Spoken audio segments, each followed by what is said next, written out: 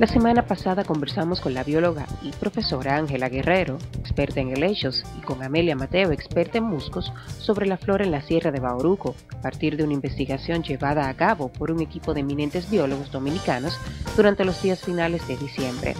Hoy, Brígido Hierro, biólogo también, nos cuenta sobre la fauna en la misma. Están todos ustedes invitados a disfrutar de Ojalá. Hola, buenas noches a todos y a todas. Tenemos que comenzar haciendo una pequeña aclaración, porque escucharon ustedes, ¿no? Oyeron hablar de Brígido Hierro, ¿no? Ese era nuestro invitado, estaba pautado, pero tuvo un contratiempo y hemos tenido aquí con nosotros, vamos a tener aquí con nosotros un refuerzo de igual categoría. Se trata de Tulio Mejía, candidato a biólogo que viene en compañía de la profesora Ángela Guerrero, ¿verdad? Y ya, como decía bien la promoción, el martes pasado hablamos sobre la flora, hablamos de helechos, de musgos, aquello fue una conversación fascinante. De pinares. De pinares, ¿verdad? Sí, endémicos, ¿no? Aquello fue una experiencia fascinante y mucha gente nos lo ha dicho, ¿no? Que le encantó el programa del martes pasado sobre la flora en la Sierra de Bauruco. Y entonces hoy vamos a hablar de la fauna. Por eso va a estar aquí con nosotros y para ustedes Tulio Mejía. Profesora, bueno, después de ese frío de invierno, ¿no? También sí. Entonces ustedes trataron el tema de la fauna. Sí. Buenas noches. Buenas profesora. Noches. Vamos a compensar hoy con los animales. No se pueden quedar, son más carismáticos que la planta para la mayoría de la gente. Son más carismáticos, está bien eso. Entonces tenemos aquí otro miembro del grupo, nuestro alumno Tulio Bani, le decimos. Tulio Banilejo también, así que son dos Banilejos hoy. Tulio Mejía. Tulio Mejía. Tulio, buenas noches, nos alegra tenerte por aquí.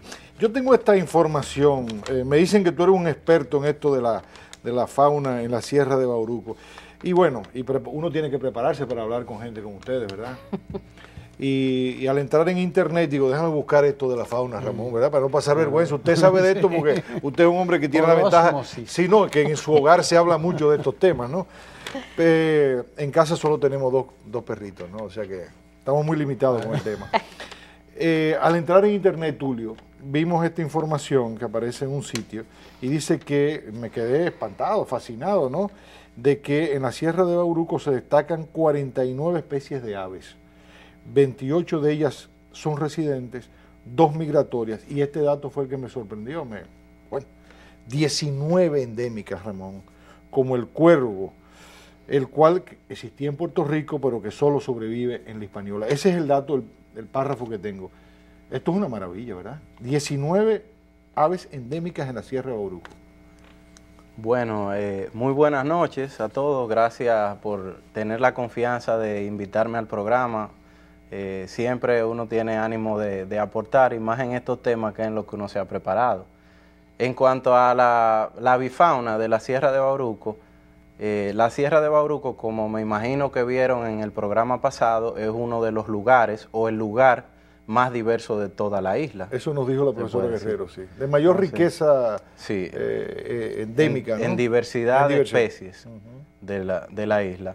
En cuanto a las aves, en cuanto a la avifauna, cuando uno busca información en internet, yo que incluso lo hice previo a venir al programa para reforzar algunas cosas, te puedo decir que en cuanto a aves, un dato ya que uno lo maneja por el trabajo que uno ha realizado en distintos proyectos, como el monitoreo de aves de la Fundación Moscoso Puello, el trabajo en la Secretaría de Estado de Medio Ambiente, en el Departamento de Biodiversidad.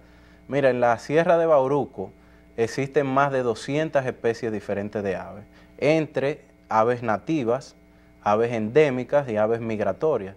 Sabemos que hay aves endémicas, que son aves que geográficamente su distribución está restringida al país, por eso decimos que son aves endémicas, y nativas que naturalmente ocurren aquí, o sea que ellas llegaron a habitar el territorio por sus propios medios, y migratorias, que son otras que vienen anualmente en distintas temporadas. Las nativas serían las equivalentes a las que llaman aquí residentes. Sí, sí, esas son las aves Pero nativas. tú estás diciendo, aquí habla de 19 endémicas, ¿no?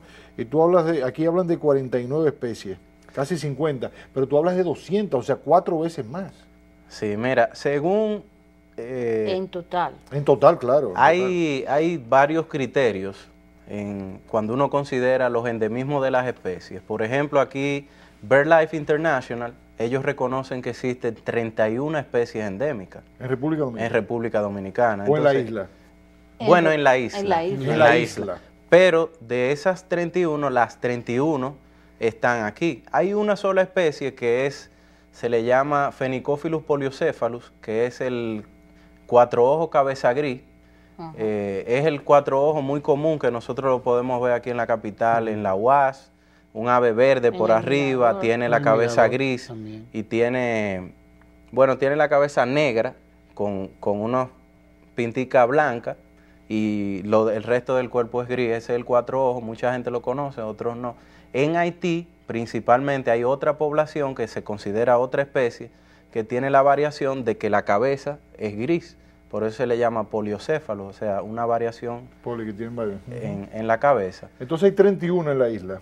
Ajá, hay 31 en total y el poliocéfalo es la única que está restringida a Haití, solamente a la parte haitiana, pero en algunas ocasiones se ha reportado en la frontera, o sea que también habita el territorio. ¿Y en la Sierra de Bauruco cuántas de esas 31 hay?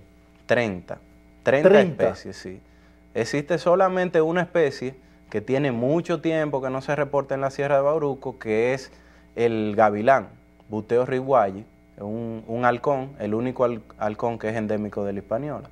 ¿Y por qué hay tanta endemicidad, se puede decir, en la Sierra de Bauruco y no en otros lugares? Profesora. Porque lo que decíamos en el programa pasado, la Sierra de Bauruco es uno de los sistemas montañosos más viejos del país, después de la Cordillera Central. Es el único que tiene rocas tan viejas como del Cretácico, que es el último periodo de la era secundaria.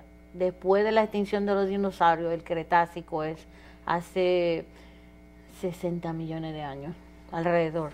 Entonces, no es que todos los territorios de la sierra son, pero de todos los otros sistemas montañosos, aparte de la Cordillera Central, la sierra es el único que tiene roca de esa etapa. Entonces, la Sierra de Bauruco se continúa en Haití con el macizo de la Serre, macizo de la Haute, y es además el representante en cuanto a montaña de la parte sur de la isla, porque la isla empezó como un archipiélago. Sí. Entonces, del archipiélago sur, la Sierra de Bauruco es la parte más antigua y compleja. Entonces, por eso ha habido tanta colonización y los elementos sureños de los componentes de la biodiversidad de la isla vinieron primero por la Sierra de Bauruco. Una pregunta, porque una curiosidad. Sí, o sea, que vienen del Caribe, del hemisferio sur, de América del Sur. Uno tiene la impresión, y seguramente hay datos sobre eso, ¿no? Por otras publicaciones, por otros países, de que la población de especies en el planeta se ha venido reduciendo por la impertinencia de los seres humanos, ¿no? Sí. Mi pregunta es, supongo que hace 100 años, 200 años, había una mayor diversidad de especies en nuestro territorio. Mi pregunta es, ¿por qué se ha reducido, por qué no la hay en otras partes del territorio y toda la endemicidad se concentra en Bauruco? No, porque quizás las hubo en Samaná o la hubo... No, y la hay todavía. Lo que pasa es que la Sierra de Bauruco coinciden el factor de la antigüedad, de la diversidad tectónica, porque se ha levantado en varios momentos, y por la extensión también. ¿Entiende? Entonces hay varios factores que se conjugan ahí. No es que no hay endemismo, hay otros lugares, pero de todos los sistemas montañosos de la isla es el que más. El que más. Entonces es muy notorio porque la Cordillera Central es el más viejo y es el más grande, porque también se continúa en Haití con Morne Marmelade. Pero eso es lo que verdaderamente hace el contraste. ¿Por qué esa diversidad en la Sierra de Bauruco? ¿Y aún en los haitises no hay tanta biodiversidad? No. Y otro que hace la importancia de la Sierra de Bauruco es el gradiente de altura. Lo que habíamos explicado, de que la sierra es como un edificio de varios pisos. Entonces, tiene unos ecosistemas que van desde el nivel del mar con temperatura cálida hasta los que están por encima de los 2.400, como fuimos en la Loma del Toro, ¿verdad? Donde la temperatura pueden bajar incluso de 0 grados en invierno. Entonces, las aves, por ejemplo, toman ventaja de sitios como ese y ya pueden migrar en el día de la zona cálida a la zona húmeda, y en diferentes temporadas del año pueden tener varios sitios. Tiene un rejuego, para decirlo. Exacto, tienen más hábitat que ocupar y que compartir o y también alimentarse para anidar. O sea, es mucho más diverso en hábitat, por eso y podría decirse, mayor diversidad de especies. Podría decirse también que el cuidado que se ha tenido en crear eso como una zona protegida, un parque. También fue uno de los primeros parques, no de los primeros, pero en la zona sur fue, yo creo que el primero, ¿verdad? Bueno, yo tengo algunos comentarios sobre esa pregunta. Ok, adelante. Número uno, ¿por qué yo considero que la Sierra de Bauruco tiene toda esa diversidad? En primer lugar, un factor antrópico, diríamos, es que... ¿Qué es un factor antrópico, Bueno, que tiene que ver con el impacto de los seres humanos directamente. Yo diría que es una de las últimas zonas que se pobló del país, y por eso las extensiones y que realmente al nosotros tener un país que ha perdido tanta cobertura boscosa, nosotros no tenemos conocimiento real de la amplitud de los hábitats de las especies o de los nichos, digamos, que son el conjunto de todas las actividades que hacen los miembros de una población, de una especie. Entonces, por eso nosotros vemos que a la Sierra de Bauruco está en mejor estado de conservación, digamos. Ahí podemos encontrar todos los hábitats juntos unos con otros, ininterrumpidos, y por eso podemos ver toda esa diversidad. Pero también hay lugares dentro de la cordillera central que no están tan estudiados como la Sierra de Bauruco, que eso sería otro factor, que en la Sierra de Bauruco sí hay mucha participación de investigadores extranjeros que vienen año tras año, se han hecho estudios de aves de muchos años, Moscoso Puello, o por ejemplo el Vermont Institute of Natural Science, en la persona de Chris Rimmer, él viene todos los años, y Steve Lata también, que me parece que él es del Smithsonian. ¿Y por qué vienen específicamente a Bauruco? Bueno, vienen a Bauruco por lo que le comentaba de los hábitats, y también que ellos, los proyectos de ellos están enfocados específicamente en algunas especies, y ellos encuentran las mejores poblaciones ahí. Pero también, por ejemplo, hay... cuando uno va a Valle Nuevo, en la cordillera central, por ejemplo, uno lo que se encuentra es un pinar inmenso. Entonces ahí uno solamente va a ver las especies del pinar. Pero como la cordillera central está tan impactada en relación con lo que es la Sierra de Bauruco, o sea, uno no va a ver los bosques que quedaban continuos a ese pinar y las especies que correspondían a esos bosques. Digo yo, eso es una modesta opinión. Pero en parte eso fue lo que yo dije, los pisos altitudinales de la sierra, además que la sierra es más inaccesible. No es que la sierra ahora mismo está impactada y muy amenazada, como pudimos ver en las fotos, pero también es que la cordillera central ha sido intervenida más temprano en la historia. Ya desde 1700 era un hato ganadero de los españoles, Constanza, por ejemplo. Y la industria maderera, recuerdan el famoso decreto de Balaguer del 67, de cerrar los aserraderos, porque y eso era Valle Nuevo, una zona de aserraderos. Entonces, el mismo plan Sierra se hizo a partir de zonas muy alteradas, que luego tuvieron que cambiar la madera de pino por caoba y otras especies, porque los pinos se habían extendido por los fuegos y por la misma intervención antrópica. Sería bueno que hiciéramos la pausa, porque tenemos que ir a la pausa y seguir ese tema inmediatamente.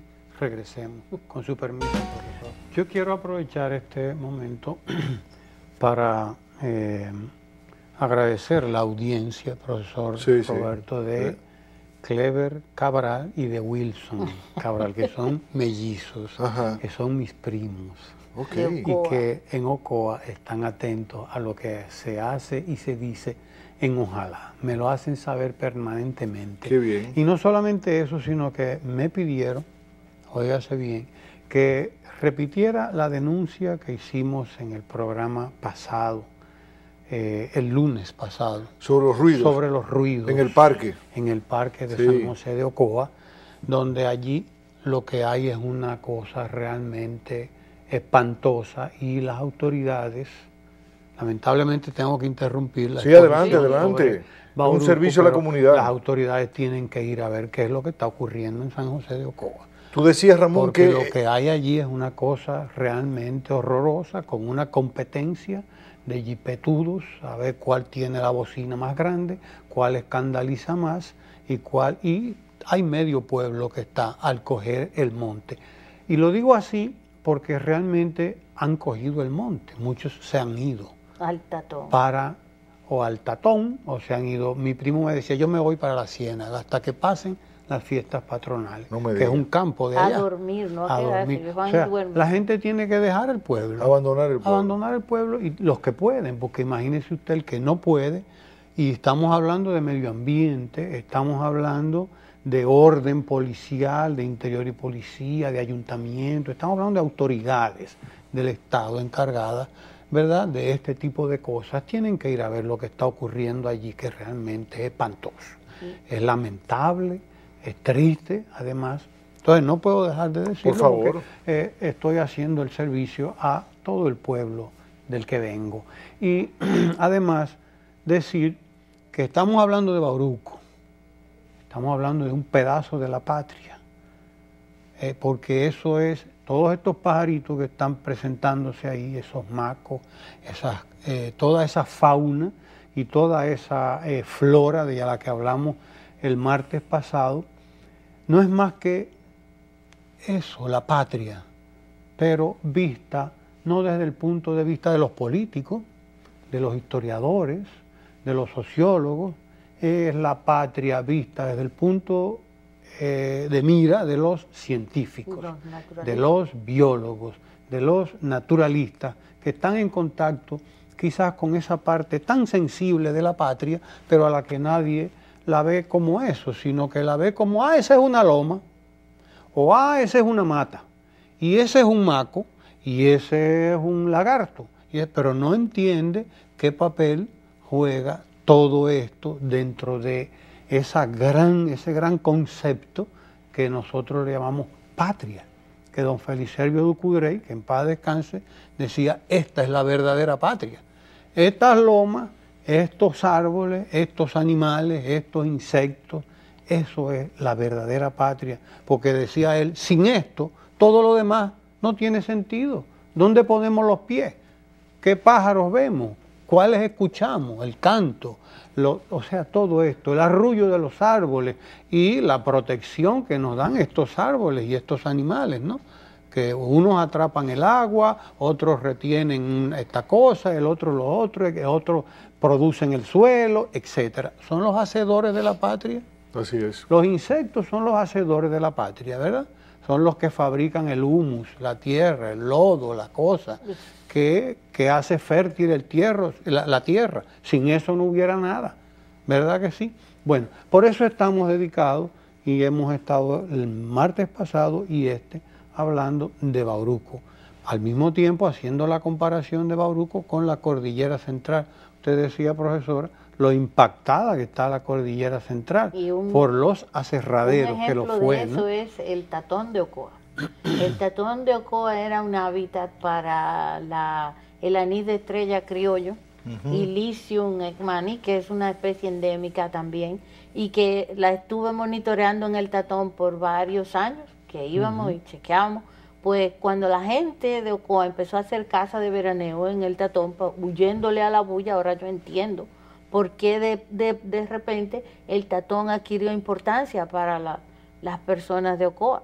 Entonces, al hacer esa casa de veraneo en el Tatón, ¿qué pasó? Se extinguió Illicium ekmani del Tatón de Ocoa. Ekmani por Ekman. Por Ekman, sí. Y es una especie endémica de la isla. Se extinguió. Anís de estrella criollo. Se extinguió. Se extinguió en ese lugar. En ese lugar. No lo hemos vuelto a encontrar. Okay. Porque así como comienza la extinción, se extingue en un lugar aquí, tú vas y no la colectas más, ¿verdad, Tulio? Así es que vivimos los biólogos peregrinando. Bueno, ya hay una especie como la cotorra.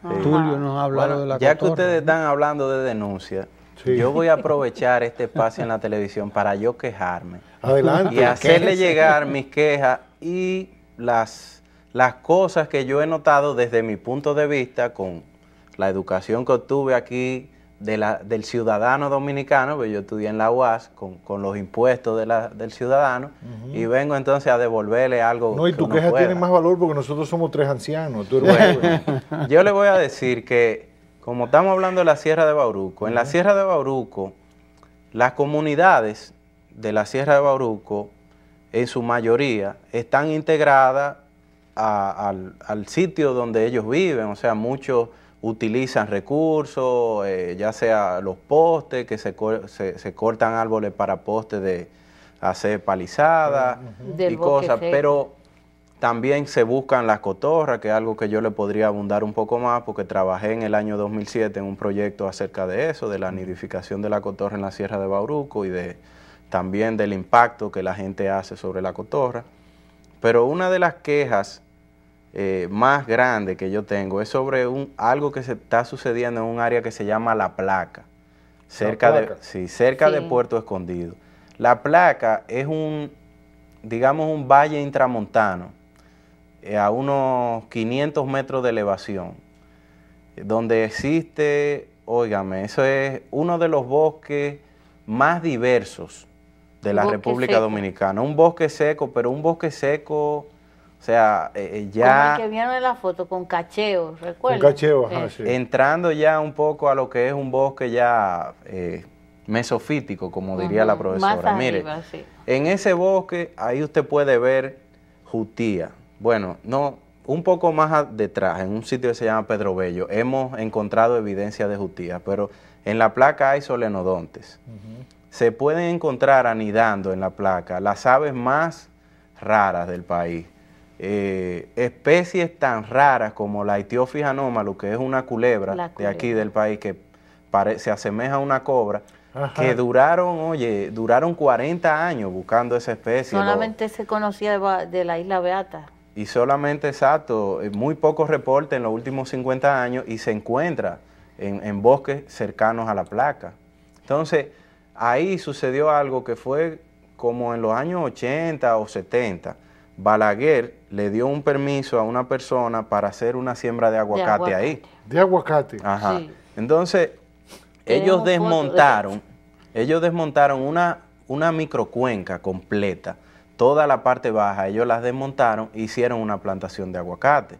Entonces, luego de que entró en vigor la ley de medio ambiente, que fue, ¿en qué año, profesor? En el 2000. En el año 2000. 2001, creo. Todavía en el 2001 iba y no se notaba un impacto nuevo. Pero en estas épocas, o sea, estamos hablando de 2007, 2008, 2009, ellos desmontaron la parte del frente, que era un bosque en estado virgen, vamos a decir, en estado natural. Unos cerros que ellos tenían dentro de la plantación también los desmontaron. Y ahora le están haciendo como una especie de cerquillo a la loma. Y están retirando el bosque virgen de ahí, de esa área, para sembrarlo de aguacate. Ellos remueven completamente la capa vegetal, no sé qué hacen con toda esa materia orgánica, si hacen acerrín o si simplemente la botan para que se pudra, y luego siembran su aguacate ahí. O sea, hay personas que no saben la riqueza. O sea, y estamos hablando de los bosques, que si se están apropiando de otros terrenos, entonces. Según la ley de medio ambiente. Están cometiendo una ilegalidad, es un robo al Estado. Lo que habría que sacar la plantación. Según la ley de medio ambiente, si ellos hacen los procesos. ¿Y con qué legalidad Balaguer regala terrenos, Y es una persona, yo no voy a decir quién es la persona porque es hijo de un precandidato presidencial. Pero es un crimen. Y yo no quiero afectarle su campaña a nadie que la esté haciendo ahora, pero sí que tengan conciencia de que a la hora de ellos hacer cualquier proyecto, o sea, una gente que tiene tanta influencia en la patria, que son gente política, gente que se supone que tiene que interesarle el país, o sea, se asesoren a la hora en punto de hacer una cosa así, o sea, en este país hay mucho terreno para tú sembrar aguacate. ¿Por qué tú tienes que cortar el mejor bosque que queda en la República Dominicana? Muy bien. Muy bien, Tulio, muy valiente. Y a ese hijo de ese precandidato presidencial, que ayude a su padre, que no le haga daño, que termine esa explotación de aguacate y la mude para otro lado, porque tienen fortuna suficiente para por lo menos que no la siga extendiendo. Que se le busque sí, búsquenla a otro lado, esa contribución antes, ¿verdad?, de salir y proponer un discurso medioambiental, ¿verdad? Porque es muy fácil, ¿no? Muy bien, Tulio. La población de Cotorra, Tulio, tú la conoces muy bien. Bueno, en Bauruco. La Sierra de Bauruco es uno de los lugares donde también. Personalmente yo he ido y es uno de los pocos lugares donde yo he visto bandadas de 100 cotorras volando. He tenido la oportunidad de caminar por donde ellas anidan, en las baitoas. En las baitoas se hacen como una especie de cuevas naturales en el centro de la baitoa. A ellas les gusta anidar ahí, anidan también en los cacheos, en las cuevas que hacen los carpinteros. Ajá, luego los pericos, los carpinteros. Y le aprovechan entonces la cotorra. Y las cotorras se pelean por anidar. Y los papagayos. A veces uno llega en temporada de anidamiento y uno puede ver las diferentes especies de aves peleando por el sitio. ¿Y no le hace daño el cacheo eso, eh? Bueno, realmente, en las que yo he visto, el cacheo está vivo. Generalmente son árboles viejos ya donde los pájaros empiezan a hacer cuevas. Ya.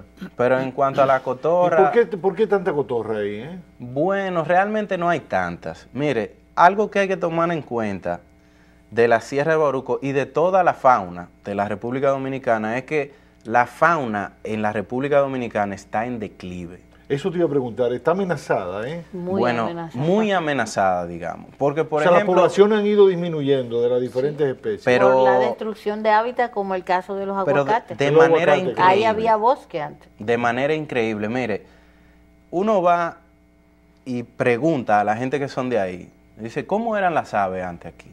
En Pedernales, por ejemplo, en Oviedo. Y en Oviedo usted le dice, mira, aquí hace 50 años tú venías con una tapa de una lata de pintura y la tiraba para arriba y caían 10 palomas. De las bandadas tan grandes de palomas que había. Palomas nativas, palomas ceniza, coronita y turca. Tú ibas a los montes y tú remeneabas una mata, como decimos nosotros aquí típicamente, y caían los pichones, que tú te los llevabas para tu casa y los cocinabas. Pero ahora eso no se ve.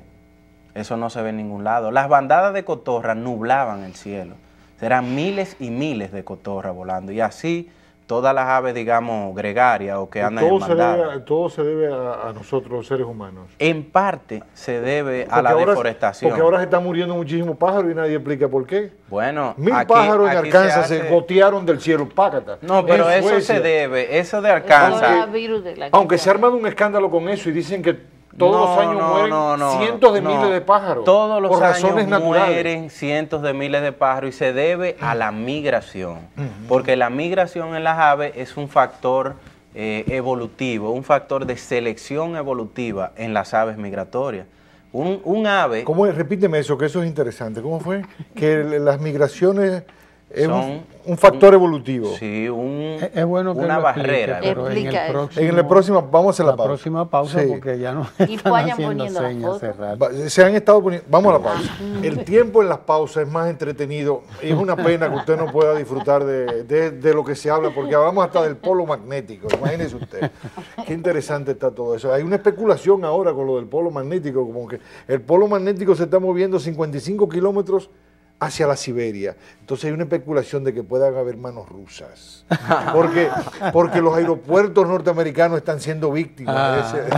Pero bueno, Tulio, tú hablabas de algo, ¿no? De que la migración interviene en el proceso de selección natural de las aves. Claro, claro que sí. Hay muchísimas especies de aves, en especial las aves que viven en las zonas templadas del planeta. O sea, en las zonas donde hay nieve y hay un otoño así y 4 estaciones marcadas, porque la abundancia de alimentos en la zona ya de otoño e invierno disminuye.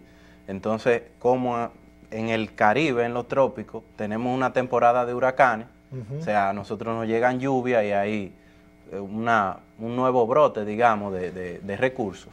Entonces, esas aves vienen de Norteamérica hacia los trópicos y nosotros tenemos muchas aves que vienen anualmente. Entonces, eso ellos lo hacen todos los años. Entonces, desde hace muchos millones de años han evolucionado. Cuando yo trabajé en el monitoreo de aves terrestres de la Fundación Moscoso Puello, nosotros le tomábamos una medida de grasa a las aves y teníamos un parámetro de 0 a 3. Entonces, acabada la temporada de migración, o sea, al inicio, digamos, de que las aves migratorias llegan aquí al país a los meses de julio en adelante, agosto, septiembre es ya la migración formal que vienen todas. Nosotros cuando la agarramos en redes y vemos las aves están completamente secas, no tienen grasa. Ahora, ya cuando viene la temporada en que ellas se van, cuando vemos, tienen unos parches de grasa grandísimos por todo el cuerpo y se le ve amarilla, eso gorda. Eso pasa con las ballenas también. Entonces, ellas lo que hacen... Y con los osos. Ellas comen muchísimo allá en Norteamérica y cuando vienen y dan ese viaje tan grande, hay muchas aves que no acumularon la grasa suficiente para el viaje total, entonces esas aves empiezan a consumir inclusive los músculos. Sí, y esas aves entonces luego, cuando se le acaba toda la energía que tienen en el... como la gente cuando está desnutrida. Exacto. Cuando se le acaba ya toda la energía que tiene en el cuerpo, entonces esa ave se cae, se muere y se cae. Y eso anualmente en los sitios donde hay... normal. Sí, donde hay puentes grandes de migración, ese fenómeno se ve en Estados Unidos. De aves muertas de que habla García Márquez en 100 años de soledad.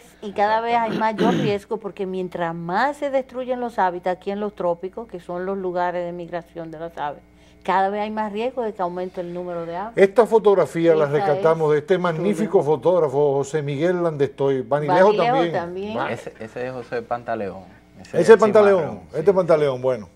¿Esto qué es esto? Eso es un pico cruzado. Esa ave antes se consideraba que era la misma especie que estaba en la cordillera central. En Estados Unidos, pero ahora esta se considera como endémica. Endémica de Bauruco. Del país. Esa se puede ver en Valle Nuevo y en algunos sitios de la cordillera central y en Sierra de Bauruco también la podemos ver. Es la loxia. Loxia megáplaga se llama. Pico cruzado. Pico cruzado, sí se nota ahí.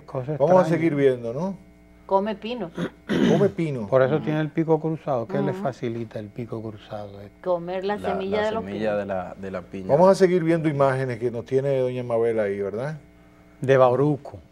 De Bauruco. Esto, ¿verdad? Esta mariposa. Nos la pusieron difícil, porque solo podemos decir que es una mariposa nocturna. Sí, somos amantes de los vertebrados. Ustedes vertebrados, sí. Y los helechos. No, que las mariposas nocturnas son uno de los grupos más difíciles. Es difícil, ¿verdad?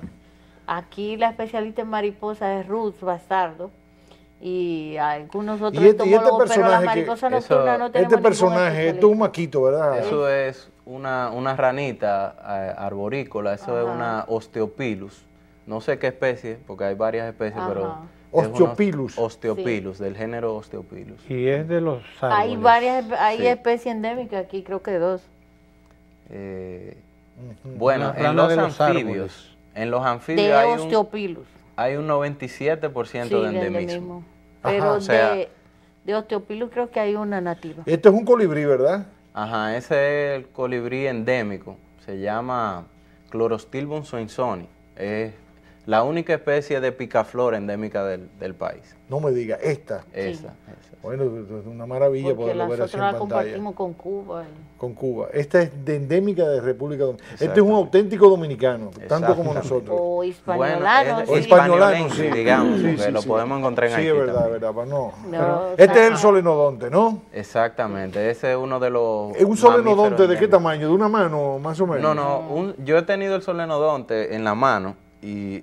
Sin la cola puede llegarse como de este tamaño. Vamos a esperar que nos bajen la cámara aquí, porque ahora aquí vamos a ver. De ese tamaño. Vamos a decirle a la cámara. O sea, de 8 pies más o menos. No. Un pie y medio más o menos. Un pie... Con la cola un poquito más. Sí, exacto, un pie, sí. Digamos 12 a 14 pulgadas. Sí. 14. Y con la cola se extiende ya casi... 14 pulgadas, estamos hablando de 2 pies, ¿no? 2 pies. No, con la cola. Un pie son 12 pulgadas. Es verdad, sí, perdón, estamos divariando aquí. Ok. ¿Y el solenodonte de qué se alimenta? El solenodonte es un insectívoro. Él generalmente escarba, él es escarbador. Cuando uno va... Por eso el pico. Bueno, el pico, digamos, es como... hocico, vamos a decir. El hocico es sensible, para él buscar, a él le gustan mucho las larvas. Porque parece como una miniatura de los hormigueros. Exacto, exactamente. Que son insectívoros los dos. Son insectívoros ambos, exacto. Entonces, cuando uno va al monte, uno ve los escarbados, hace como una forma de una V, de una V. Ajá. Y ahí y también los troncos ya podridos, él también los escarba buscando larvas. Yo tengo un amigo allá en Pedernales, que le envío un saludo si me está mirando, que es Nicolás Corona, que él dice que él es el mayor especialista que hay en el país, en el mundo, en Solenodonte. Pero hay que traerle a Nicolás Corona. Mira, eso es un bueno, Nicolás tiene que venir aquí, ojalá. Mira esa bonita, ¿cuál es? Eso es un jilguerillo. Eso también es endémico de aquí. No, el jilguerillo es un ave nativa. Residente entonces aquí. Sí, Eufonia música se llama. Eufonia música. Muy bonito canta Los Pinares. Ajá. Debe cantar muy bonito para hacer eufonia, ¿no? Y música, oye. Buena música. Es reiterativo, ¿no? Un buen sonido, eufonia. Claro. Tú contabas, Tulio, me decías en un momento, lo que te ocurrió un día con las cotorras. Habías contado 17 nidos. Bueno, yo duré... Un día. Yo duré realmente trabajando con el citado naturalista, Nicolás Corona, duré unos 3 meses en Sierra de Bauruco, en Puerto Escondido, y estuve trabajando en el área de La Placa durante los 3 meses monitoreando nidos de Amazona ventral y de cotorra endémica de la Hispaniola. Entonces, ya cuando los pichones estaban ya un poco grandecitos, ya emplumando, con cañones o ya más emplumados, un día yo fui, los medí, le tomé medida de la sal, el peso, la temperatura, muchísimas cosas. Y al otro día cuando voy de nuevo a revisar... Ese día mediste, contaste cuántos, 17 me dijiste. Bueno, yo fui alrededor, ahora mismo no me acuerdo exactamente, pero eran alrededor de unos como 17 nidos, más o menos. Y al otro día cuando yo fui, que revisé los 17 nidos, ya se habían llevado todos los pichones. No me digas. Las personas que se dedican a saquear los nidos de cotorra para venderla. Y ese fue el dato científico. Pero está prohibido la comercialización de la cotorra. Está prohibida en la letra. En la letra, exactamente. Pero en la práctica... Pero en la carretera te los ve ofreciéndolo. ¿Esto qué es, Tulio? Bueno, eso me parece a mí que es una Xenoligia montana, eso es una cigüita aliblanca. Es una ave endémica de la Hispaniola y debe ser una de las aves más viejas poblando el país porque es endémica a nivel de género. O sea, no solamente es una especie endémica, sino que el género al que pertenece es endémico también, solamente se encuentra aquí. Cigüita aliblanca. Aliblanca, sí, bueno, esta la... Yo tengo una curiosidad ya que tú estás aquí. El tema de las cotorras del embajador, Bueno, realmente no son cotorras. No son cotorras. Son pericos. Son pericos. Aratinga cloróptera. Que también estafan a la gente, le venden perico por cotorra en la carretera, en la autopista Duarte. En la autopista Duarte, por el área de La Vega, es muy popular. En La Penda. Sí. Entonces explícanos esto de los pericos, ¿por qué? Bueno, o sea, los pericos en muchos países... El intruso ahí es el hotel embajador. ¿O es el perico? Bueno, hay un solapamiento de nichos. Exacto. Solapamiento de nichos. Entre seres humanos. Entre turista y el... Del de la gente y el perico. ¿Pero por qué? ¿Por qué se concentran ellos ahí? Bueno, los pericos, los citácidos en general, que son la familia a la que pertenece... La cotorra y los pericos. Citácidos, la cotorra y los pericos, los guacamayos y todo eso. Son aves que ellas acostumbran a dormir en grupos, en colonias grandes. Son grandes. Entonces, ellas, donde encuentren un lugar propicio para establecer un dormidero, entonces ellas ahí, eso depende también del líder, porque todos esos grupos grandes de especies tienen un líder, y si el líder escogió ese lugar, entonces todas las otras van a dormir ahí también. Pero ahí parece que ese líder se ha reelegido porque lleva muchos años. No, ahí no hay elección, ahí es con dictadura. Es dictadura, ¿verdad? Sí, ahí se impone un macho. Hay más que fuerte. desplazarlo. Es más fuerte. Pero ¿y por qué siempre el mismo sitio durante tantos años? Bueno, yo creo que ahí la preferencia, igual que en el Mirador, es por los árboles de Ay, de casuarina. De porque casuarina. a los citácidos también vuelan alto cuando están silvestres, ¿verdad, Tulio? Y les gustan las perchas altas para protegerse. Ok, para protegerse. Entonces, los árboles más altos de la zona, resulta que ahí, seguramente por el mismo hotel, no los molestan. También, exacto. Entonces, están cerca del mirador y de ahí pueden volar a Gascue, seguro, al botánico. ¿Por qué? Parece que es estratégico el lugar. ¿Por qué hay más perico que cotorra? O sea, ¿por qué tenemos que tener un ordenamiento, una orden de protección de las cotorras y no así de los pericos? Bueno, ¿qué los le pasa a las pericos cotorras? también están protegidos. ¿También están protegidos los claro pericos? Claro que sí. Es un ave endémica. Ok, sí. ya. Una especie endémica. Bueno, realmente yo he escuchado comentarios de algunos compañeros que ellos dicen que ellos se han mudado a la ciudad porque le han cortado el hábitat donde ellos vivían. Eso es lo que yo quería que tú me dijeras, pero no me atreví a decirlo yo. En la ciudad porque los molestan menos también. Lo que pasa es que no está estudiado. Se reproducen en la ciudad. Ellos han encontrado sitios donde reproducirse. Los pericos sobre todo. Y una especie animal, si encuentra un sitio donde reproducirse, otro donde comer, y que no lo molesten. Y sin que lo molesten, ya ahí él se queda.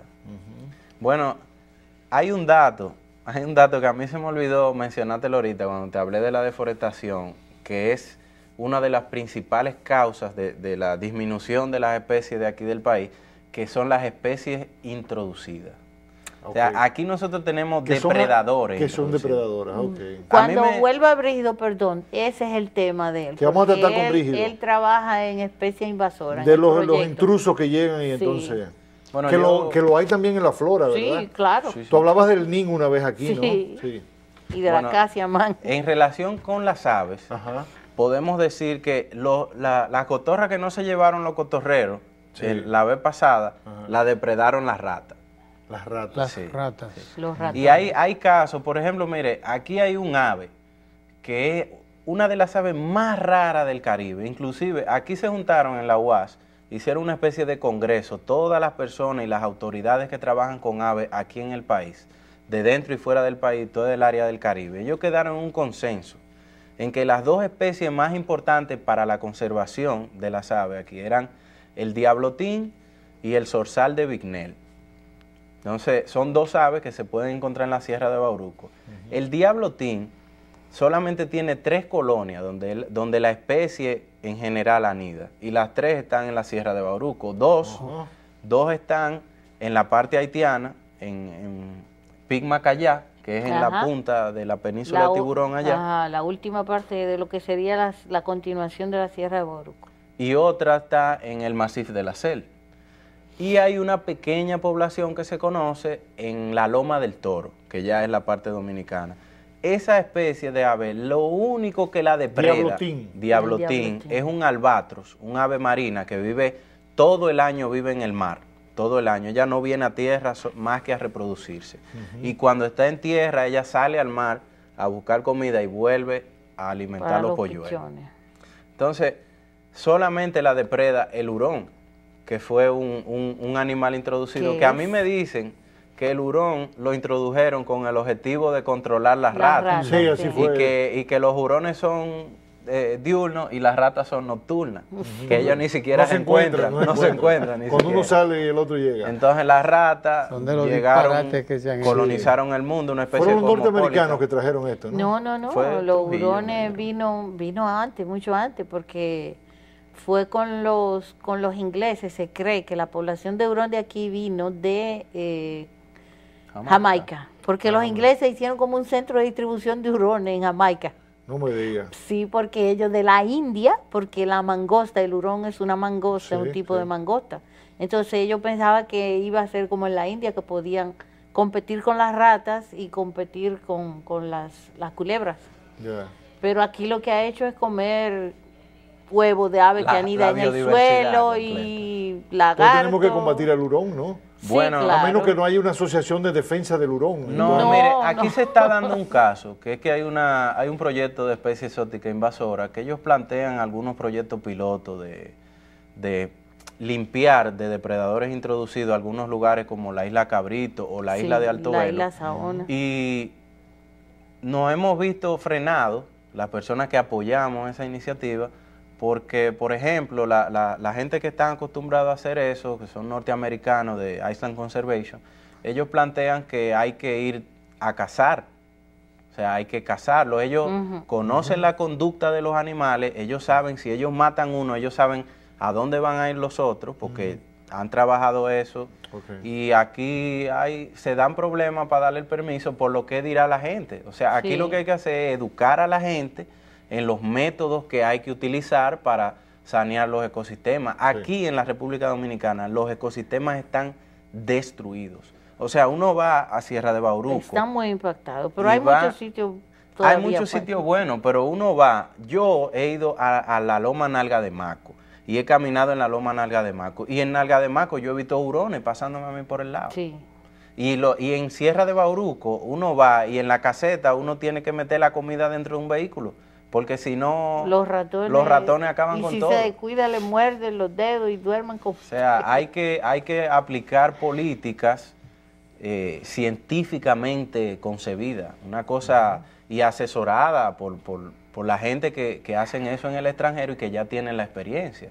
O sea, uno no, por algo político, uno no se puede frenar y que, no, que la gente va a ver que eso está mal. No, explícale a la gente cuando tú estés haciendo las cosas bien, para que la gente sepa cómo pasa se lo hace. mismo que cuando se arrancan los NIN de un parque urbano. Que la gente empieza a protestar. Que no se puede cortar los árboles. Hay que ver cuál árbol y qué es lo que se está haciendo. Pero que falla en la socialización de los proyectos. Claro. La comunicación y el involucramiento de la comunidad.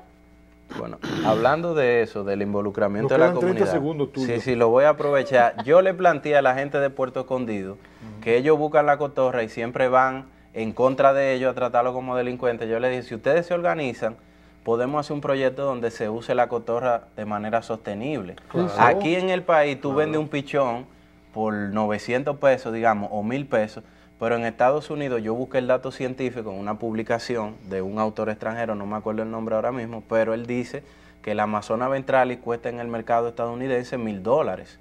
También CITES, 37,000 pesos. Sí. También CITES, de la gente de la Unión Europea, ellos dicen que ellos prohíben el comercio de especies en toda la Unión Europea, pero ellos tienen una cláusula que dice que si beneficia la población en estado silvestre, o sea, la conservación de la especie, ellos permiten la importación. O sea que internacionalmente está el marco legal y las facilidades para hacer los apéndices. Exacto. Ese convenio internacional de tráfico de especies tiene 2 apéndices.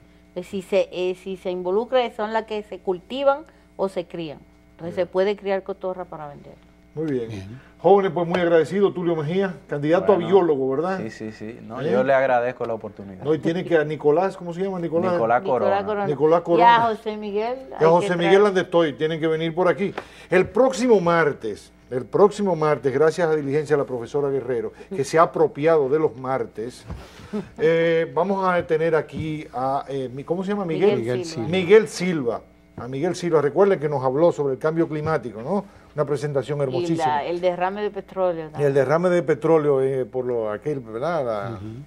Que hubo en las costas de México, en el Golfo de México. Golfo de México. Pues lo tendremos aquí explicando el fenómeno de la niña, ¿verdad? Eso va a ser el próximo martes, así que ya ustedes saben. Próximo martes aquí, Miguel Silva con el fenómeno de la niña.